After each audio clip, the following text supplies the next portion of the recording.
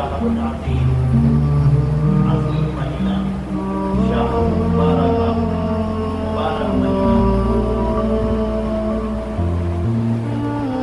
اور یہی پر نہیں بلکہ ہم نے اور آپ نے بارہا وہ حدیث سنی ہے کہ جبرائیل علیہ الصلوۃ والسلام آئے اور اللہ کے رسول صلی اللہ علیہ وآلہ وسلم نے منبر کی قدم رکھا، آپ نے فرمایا آمین، دوسری پر پیر رکھا، آپ نے فرمایا آمین، اور تیسری پر پیر رکھا، پھر فرمایا آمین۔ صحابہ اکرام نے معلوم کیا اللہ کے رسول صلی اللہ علیہ وسلم، ہم نے یہاں کا عمل دیکھا، کیا ہے یہ؟ آپ نے ارشاد فرمایا کہ جبرائیل علیہ السلام تشریف لائے اور انہوں نے آ کر کے فرمایا کہ حالات اور برباد ہو جائے تو شخص جو رمضان مبارک کا مہینہ پائے اور اس مہینے کو پانے کے بعد اللہ کو راضی نہ کرے اور اپنی مغفرت نہ کرے، اس پر اللہ کی لعنت ہے۔ اسی طرح سے جبرائیل علیہ السلام نے ایک خطبہ اور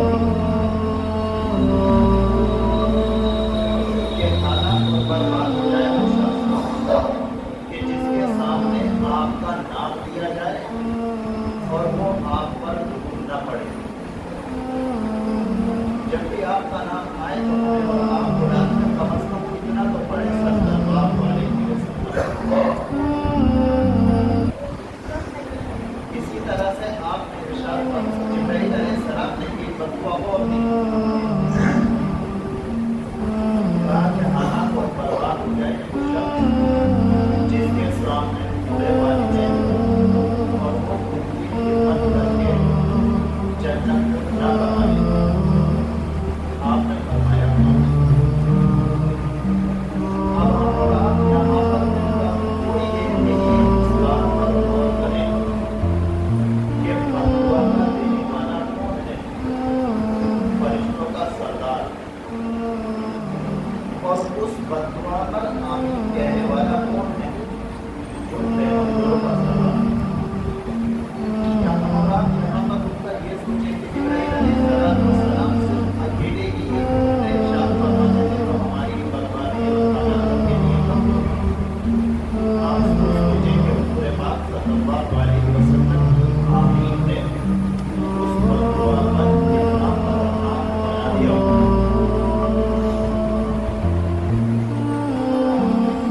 اللہ تبارک و تعالیٰ نے رمضان مبارک عطا فرمایا،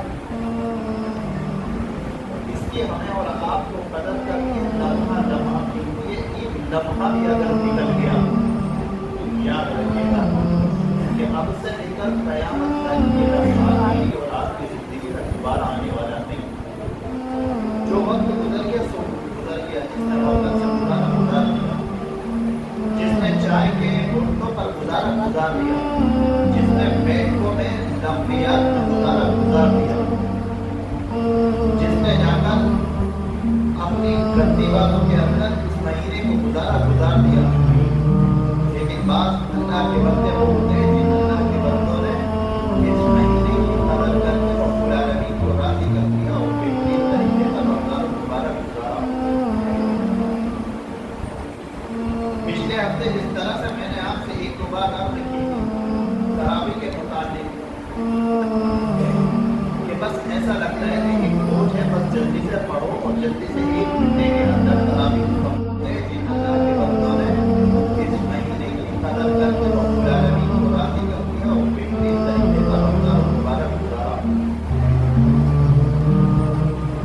پچھلے ہفتے جس طرح سے میں نے آپ سے ایک دو بات آپ نے کی تراویح کے متعلق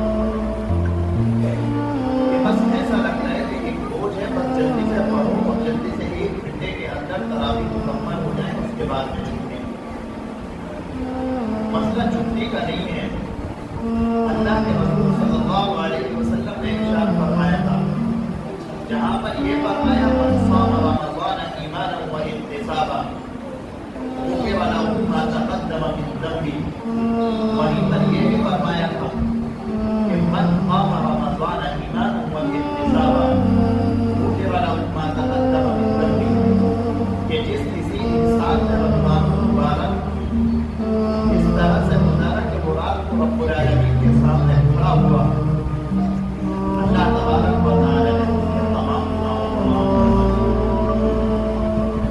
رب العالمین اس کے تمام گناہوں کو معاف فرما دیتا ہے. کم از کم اتنا تو ہو کہ رات کے آخری حصے میں 2 رکعت 4 رکعت جتنی استطاعت ہو کم از کم ایسی تو نماز پڑھتے ہیں کہ جو رب العالمین کو پسند آ جائے، اس پر اللہ کو پیار آ جائے. ایک کے بعد ساری زندگی میں 3 مرتبہ سبحان ربی العظیم پڑھا، اور رمضان مبارک کے رات کے آخری حصے میں بھی 3 مرتبہ پڑھتے ہوئے بڑی تیزی میں 2 رکعت پڑھی، 4 رکعت پڑھی، 8 رکعت پڑھی. مسئلہ تعداد کا نہیں ہے، مسئلہ ہے کہ 2 رکعت اس طرح سے کبھی تو پڑھیں کہ جس طرح سے رب العالمین کو پیار آ جائے. رکوع میں کم از کم ایک رکوع میں کم از کم 55 مرتبہ تو سبحان ربی العظیم تو ہو. اسی طرح سے سجدے کے اندر جب جائے سبحان ربی الاعلیٰ 55 مرتبہ، 75 مرتبہ، 100 مرتبہ، 110 مرتبہ، کم از کم اتنا تو ہو کہ رب العالمین کو پیار آ جائے. اور اس کے بعد میں جو حضور پاک صلی اللہ علیہ وسلم نے جو دعائیں کی ہیں، جو دعائیں بتلائی ہیں، ہم سجدے کے اندر تہجد میں دعاؤں کا اہتمام تو کریں. کچھ نہیں آتا تو کم از کم اتنا تو ہر بندہ جانتا ہے لا الہ الا انت سبحانک انی کنت من الظالمین. رب العالمین کو یہ دعا کتنی پسند ہے، اللہ تبارک و تعالیٰ کو کتنی پسند ہے کہ حضرت یونس علیہ السلام نے مچھلی کے پیٹ کے اندر اس دعا کے ذریعے سے رب العالمین کو پکارا، اور یہ دعا اتنی پسند آئی رب العالمین کو، اتنی پسند آئی کہ اللہ تبارک و تعالیٰ نے یونس علیہ السلام کو اس دعا کی وجہ سے مچھلی کے پیٹ سے نجات عطا فرمائی، اور رب العالمین نے اس کو مچھلی کے پیٹ سے باہر نکالا. اور رب العالمین نے خود قرآن کریم کے اندر ارشاد فرمایا اگر یونس علیہ السلام اس دعا کے ذریعے ہم کو نہ پکارتے تو اسی دن نکالے جاتے جس دن دنیا ختم ہو جائے، یعنی قیامت کے دن رب العالمین ان کو مچھلی کے پیٹ سے نکالتا. پتا چلا کہ ہمیں اور آپ کو اس دعا کے اندر سبق سکھلایا گیا لا الہ الا انت سبحانک. اے اللہ آپ کی ذات پاک ہے، آپ کی ذات پاک ہے، آپ گناہوں سے پاک، آپ عیبوں سے پاک، آپ سے بڑھ کر کوئی نہیں، آپ تنہا. اور اس کے بعد فرمایا انی کنت من الظالمین، بے شک میں ظالموں میں سے ہوں. اس کا مطلب یہ نہیں کہ کوئی انسان یہ کہنے لگے نعوذ باللہ خدا کی پناہ، اور اگر یہ بات انسان اپنی زبان سے نکالے گا اسی لمحے واقع ہو جائے گا کہ یونس علیہ السلام ظالم تھے. یہ ایک کہنے کا انداز ہوا کرتا ہے کہ دیکھیں کوئی انسان کہتا ہے کہ ہم تو بڑے گناہگار ہیں. کوئی ایک انسان کے پاس آپ چلے جائیں وہ یہی کہے گا کہ میں بہت گناہگار آدمی ہوں، میں نے بہت گناہ کیے ہیں. اس طرح سے آپ دیکھیں صحابہ اکرام کے واقعات، پیغمبروں کے واقعات، حضور پاک صلی اللہ علیہ وسلم کے جو تربیت یافتہ تھے وہ سب سے زیادہ اپنی فکر کرتے تھے کہیں ایسا تو نہیں کہ میرے دل کے اندر کوئی اور خیالات تو نہیں آ رہے. ایسا نہیں کہ کسی اور کے متعلق انسان تبصرہ شروع کر دے، اس کی غلطی پر انسان کو پتہ ہو کہ نہ ہو، لیکن انسان تبصرہ کرنا شروع کر دیتا ہے کہ انہوں نے تو ایسا کام کیا ہے اور یہ کام کرتے ہوئے چلے جاتے ہیں. بہرحال بات کہیں سے کہیں پہنچے گی. اللہ تبارک و تعالیٰ نے ہمیں اور آپ کو قرآن کریم کے ذریعے سے یہ دعا سکھلائی، اور پتہ چلا کہ ہم اگر اس دعا کے ذریعے سے رب العالمین کی طرف متوجہ ہوں گے اے اللہ آپ کی ذات پاک ہے، ہم ظلم کرنے والوں میں سے ہیں، ہم ظالموں میں سے ہیں. پتہ چلا کہ ہم سے غلطیاں ہوں گی، ہم سے کوتاہیاں ہوں گی، ہمارے قدم پھسلیں گے، ہم راستے سے ہٹیں گے اور پھٹیں گے بھی، لیکن آپ نے ہماری قدرت ایسی بنائی ہے کہ ہمارے اندر دونوں مادے آپ نے رکھے ہیں، گناہ والا بھی رکھا ہے اور نیکی والا بھی رکھا ہے. اب کوئی انسان اگر نیکی کی طرف وہ تیزی سے جاتا ہے، انسان رب العالمین کے سامنے اپنے گناہ پر شرمندہ ہو جاتا ہے. یہ رب العالمین نے انسانوں والی صفات بنائی کہ آدم علیہ السلام سے غلطی ہوئی, وہ اپنی غلطی پر جمے نہیں. ایسا نہیں کہ انہوں نے کہا کہ ٹھیک ہے مجھ سے غلطی ہو گئی, میں اب اس غلطی پر اپنا اور ان الفاظ کے ذریعے سے معافی مانگی. ربنا ظلمنا انفسنا, اے ہمارے پروردگار, اے ہمارے رب, اے ہمارے پیدا کرنے والے, اے ہمارے کھلانے اور پلانے والے, اے ہماری غلطیوں کے معاف کرنے والے. ظلمنا انفسنا, غلطی ہم سے ہوئی ہے, غلطی ہم نے کی ہے, قدم ہمارے پھسلے ہیں. انفسنا وَإِن لَمْ تَغْفِرْ لَنَا, اگر آپ نے ہمیں معاف نہ کیا, وَتَرْحَمْنَا, اور ہم پر رحم نہ فرمایا, لَنَكُونَنَّ مِنَ الْخَاسِرِينَ, ہم نقصان اٹھانے والوں میں سے ہو جائیں گے. اور پیغمبروں کا معاملہ یہ نہیں ہوتا کہ جس طرح سے ہمارا اور آپ کا معاملہ ہوتا ہے کہ ہم سے جرم ہوتے ہیں. پیغمبر کی غلطی کو ہم جرم نہیں کہہ سکتے, پیغمبر کی غلطی کو ہم جھوٹ کہہ سکتے ہیں کہ ان کے قدم پھسل گئے, ان کے دل کے اندر جو بات آئی ان سے غلطی ہو گئی. معمولی سی غلطی کو جان بوجھ کر غلطی نہیں کیا کرتے, بلکہ ان سے ہو جایا کرتی ہے. اور ایسی معمولی غلطی جو بندہ رب العالمین کا جتنا قریبی ہوتا ہے, اللہ تبارک و تعالیٰ اس کی اتنی سب آزمائش کیا کرتا ہے. رب العالمین اس کو اتنا ہی زیادہ آزماتا ہے. آدم علیہ السلام سے معمولی سی چوک ہوئی, رب العالمین نے انہیں دنیا کے اندر بھیج دیا. انہوں نے اپنی غلطی پر ایسا نہیں کہ ڈٹ گئے اور جم گئے, وہ رب العالمین سے فوراً معافی مانگی. اسی طرح سے ایک غلطی ابلیس سے ہوئی, اور ابلیس سے جو غلطی ہوئی اس نے اپنی اس غلطی کو تسلیم نہیں کیا, بلکہ اس غلطی پر ڈٹ گیا اور جم گیا. اور رب العالمین سے کیا کہا, اے اللہ مجھے قیامت تک کی مہلت دیجیے. کہا کہ قیامت تک زندہ رہ کر کیا کرے گا, کہا کہ میں آپ کے بندوں کو بہکاؤں گا. آپ نے اس عادت کی وجہ سے, اس انسان کی وجہ سے مجھے جنت سے نکالا. میری ساری کوشش یہ ہوگی کہ یہ اور ان کی آنے والی نسلیں ہرگز جنت کے اندر نہ جائیں. میری کوشش یہ ہوگی کہ ان میں کا ایک ایک انسان جہنم کے اندر چلا جائے.